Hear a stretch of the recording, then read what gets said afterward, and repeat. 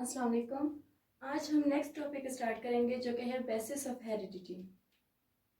जैसा कि आपको मालूम है कि हेरिडिटी से मुराद है कि जब भी कोई भी खसूसियत वालिदैन से बच्चों में मुंतकिल होती है उसे हेरिडिटी कहते हैं।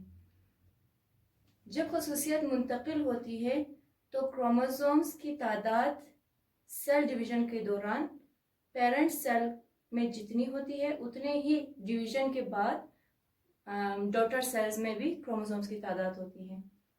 इसी तरह क्रोमोसोम के साथ साथ डीएनए का भी ऐसे ही होता है कि जितनी डीएनए पेरेंट सेल में होगी उतनी ही डिवीजन के बाद डॉटर सेल में होगी। तो इस लिहाज से हम कह सकते हैं कि ये दो चीजें बेसिस ऑफ हेरिडिटी है। यानी कौन सी दो चीजें? एक है क्रोमोसोम और दूसरा है डीएनए। ये दो आपके पास बेसिस ऑफ हेरिडिटी कहलाएगी। अब इसमें फर्स्ट वन जो क्रोमोसोम है इसके बारे में हम पढ़ना स्टार्ट करते हैं। वैसे अगर आप लोग किसी भी सेल को यानी उसका अगर मुताला करें तो आपको दिखाई देगा, मिसाल के तौर पर अगर ये एक सेल का डायग्राम है, सेल अगर है तो इसके अंदर न्यूक्लियस मौजूद होता है। ये न्यूक्लियस है। अब इस सेल के न्यूक्लियस के अंदर बहुत सारे आपके पास क्रोमोसोम्स होती है, बहुत सारी तादाद में आपके पास क्रोमोसोम्स होती है। इसी तरह अगर इसको हम थोड़ा सा बड़ा करके देखने की कोशिश करें तो आपके पास जो क्रोमोसोम होती है वो बेसिकली एक्स और वाई शेप में किसी भी न्यूक्लियस में मौजूद होता है। यानी इसमें क्या होगा आपके पास कि जो इनकी आर्म्स होंगी वो आपके पास कहलाएगी क्रोमेटिड्स। क्रोमेटिड्स होगा। ये एक आर्म है, इसके साथ यहाँ पे आपके पास दूसरा आर्म भी होता है। इस तरीके से ये एक्स की शेप इख्तियार कर जाती है और दरमियान में जहां से ये जुड़ा होता है दोनों यानी आर्म्स या क्रोमेटिड्स जहां से जुड़े होते हैं उसको हम कहते हैं सेंट्रोमियर। ये एक क्रोमोसोम की स्ट्रक्चर आप कह सकते हैं कि क्रोमोसोम एक्स और वाई शेप में मौजूद होता है। इसके जो आर्म्स होते हैं उनको क्रोमेटिड्स कहते हैं और जिस एरिया से दोनों क्रोमेटिड्स आपस में जुड़े होते हैं उसको सेंट्रोमियर कहते हैं। ये आपके पास क्रोमोसोम है। अब अगर हम क्रोमोसोम एक इंसान में हम अगर देखें तो किसी भी इंसान के जो सोमेटिक सेल्स होते हैं या आप कह सकते हैं कि जितने भी बॉडी के सेल्स हैं जिसको हम सोमेटिक सेल्स भी कह सकते हैं, सोमेटिक सेल्स में क्रोमोसोम्स की तादाद होती है 46। जिस तरीके से हमने पहले भी पढ़ लिया था कि किसी भी इंसान के जितने भी पूरी स्ट्रक्चर होती है उसमें आपके पास ये हेरिडिटी मौजूद होता है सोमेटिक सेल्स में, यानी बॉडी के जितने भी सेल्स हैं और उसके अलावा जर्म सेल्स में। तो जर्म सेल्स में अब क्रोमोसोम्स की तादाद कितनी होगी? जर्म सेल्स या फिर आप इसको सेक्स सेल्स भी कह सकते हैं, इसमें हाफ होगा। यानी अगर 46 सोमेटिक सेल्स में है तो इसमें 23 क्रोमोसोम्स मौजूद होंगे। क्योंकि पहले भी आपने पढ़ लिया है माइटोसिस में कि जब सेल डिवीजन होती है जो कि सोमेटिक सेल्स में होता है तो क्रोमोसोम्स की तादाद पेरेंट सेल में जितनी होगी उतने ही डॉटर सेल में क्रोमोसोम्स की तादाद होगी। लिहाजा 46 आपके पास होता है। अब अगर हमने ये भी पढ़ा था कि मियोसिस में आपके पास ये होता है कि जो क्रोमोसोम की तादाद होती है वो पेरेंट सेल में जितनी होती है डॉटर सेल में उसकी तादाद हाफ हो जाती है। इसी वजह से जर्म सेल्स में हमेशा क्रोमोसोम्स की तादाद 23 है। सही।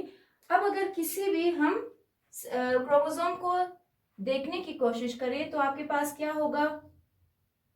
जो क्रोमोसोम होंगे यहाँ पे आपके पास बहुत ही सारे जो है डीएनएस होंगे। यानी एक क्रोमोसोम बहुत सारे प्रोटीन्स और डीएनए से मिलकर बना है। ठीक है, आप कह सकते हैं कि क्रोमोसोम किन दो चीजों से बना है?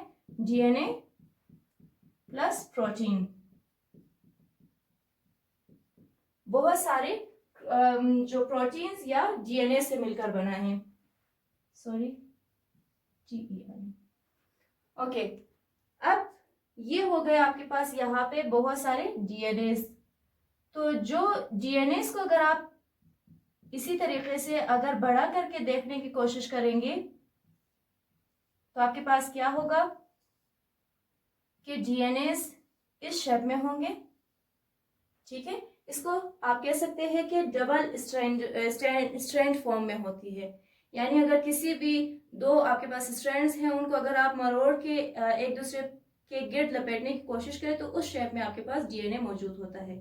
तो ये डीएनए की अगर आप इसको डायग्राम देखने की कोशिश करें, अब ये अगर डीएनए है तो इसमें तीसरी चीज भी मौजूद होती है जिसको हम जीन्स कहते हैं। यानी कि अगर हम किसी भी डीएनए का हर एक पार्ट अलग-अलग करके देखने की कोशिश करें तो हर एक पार्ट जो है वो जीन्स उसमें मौजूद होती है।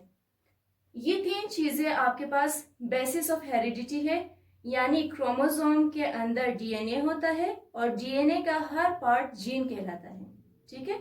आप ये भी कह सकते हैं कि डीएनए जीन्स जो है वो बहुत सारे मिलके डीएनए बनाती है और डीएनए बहुत सारे मिलके क्रोमोसोम्स बना सकते हैं।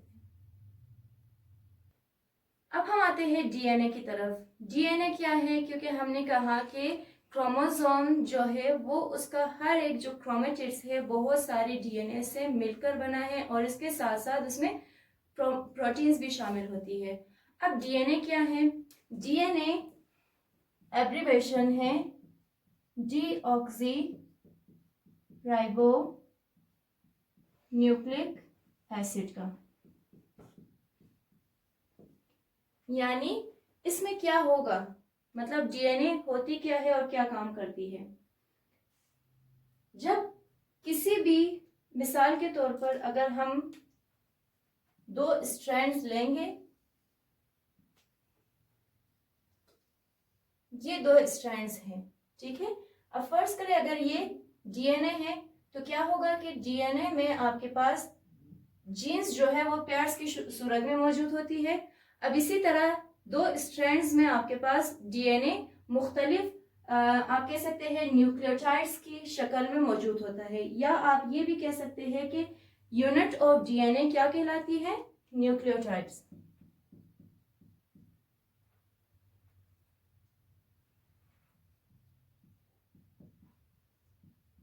ये होती है डीएनए की यूनिट। या फिर आप ये भी कह सकते हैं कि डीएनए किस चीज से मिलकर बना है? बहुत सारे न्यूक्लियोटाइड्स से मिलकर बना है। अब न्यूक्लियोटाइड्स किन किन चीजों पर मौजूद होता है या किन किन चीजों पर मुश्तमिल है?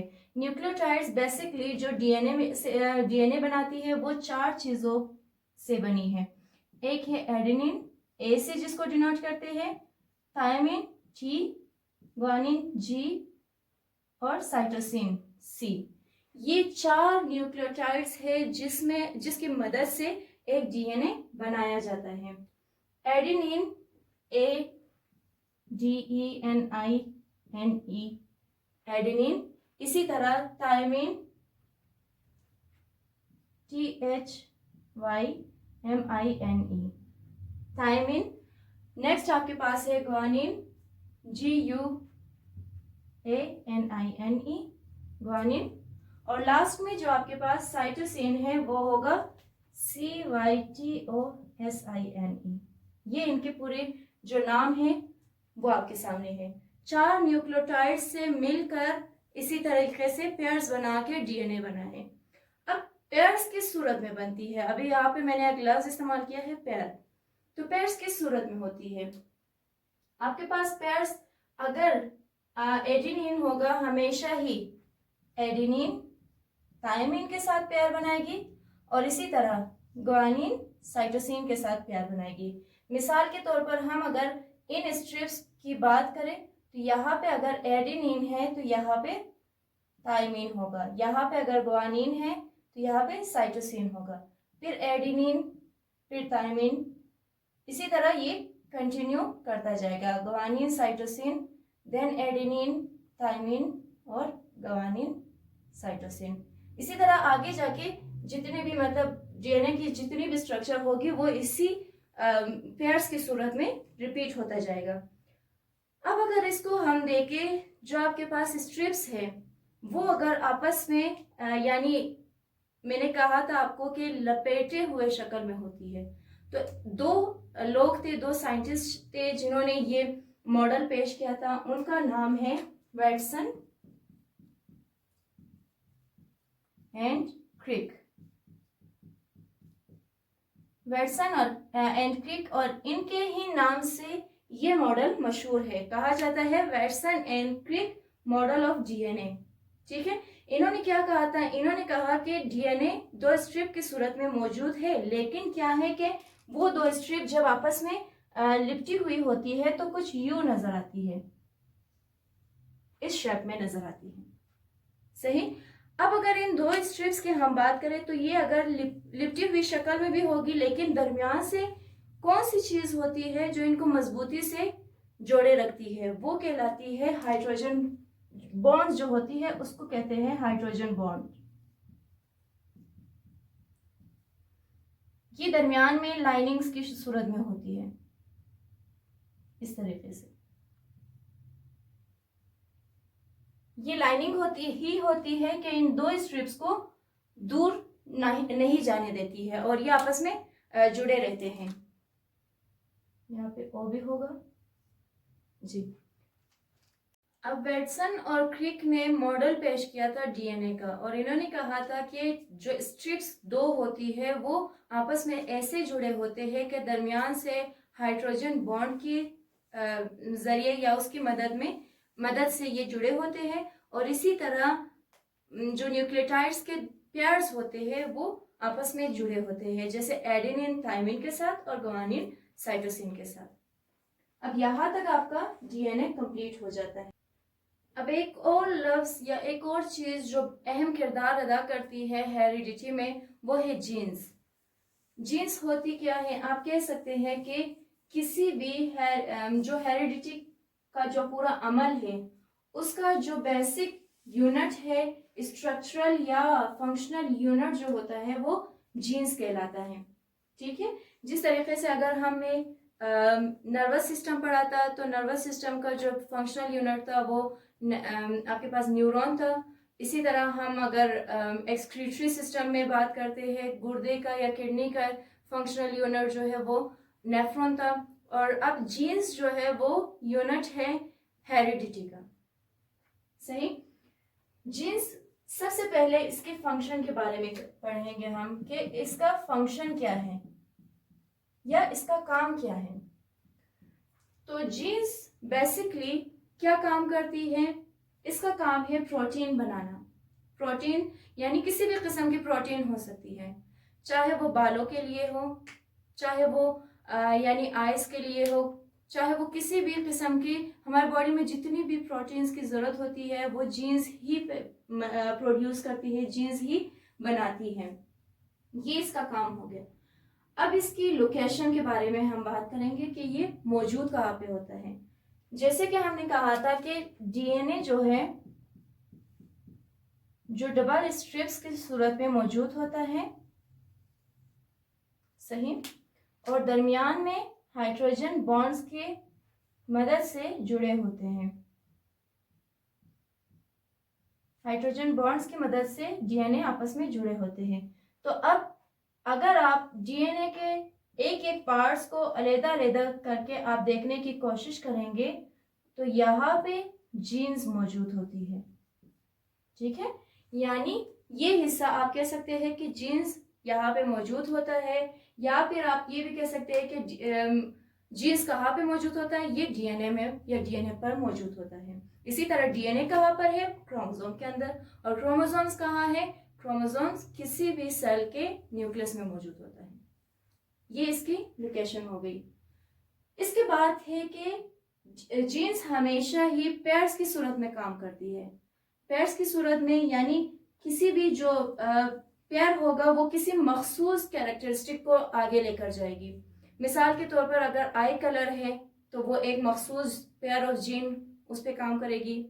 इसी तरह अगर हेयर कलर है उसके लिए मखसूस पेयर ऑफ जीन काम करेगी। नेक्स्ट, अगर किसी की हाइट है तो उसके लिए मखसूस पेयर ऑफ जीन काम करेगी। ये इस तरह पेयर्स की सूरत में काम करते हैं। अब ये पेयर्स आती कहाँ से हैं? पेयर्स की हमने बात तो की कि पेयर्स की सूरत में जीन्स काम करती है, लेकिन ये पेयर्स मौजूद कहाँ से होता है, यानी बच्चों में ये आती कहाँ से है? एक पेयर ऑफ जीन्स जो है वो किसी भी बच्चे में उसकी मदर से आती है, और दूसरा जो जोड़ा होता है जीन्स का, उसके फादर से उसमें कन्वर्ट हो जाती है या मुंतकिल हो जाती है। सही, ये है आपके पास पूरा यानी बेसिस ऑफ हेरिडिटी। अगर आपको बेसिस ऑफ हेरिडिटी के बारे में कोई भी क्वेश्चन है तो आप कमेंट सेक्शन में अपने सवालात पूछ सकते हैं।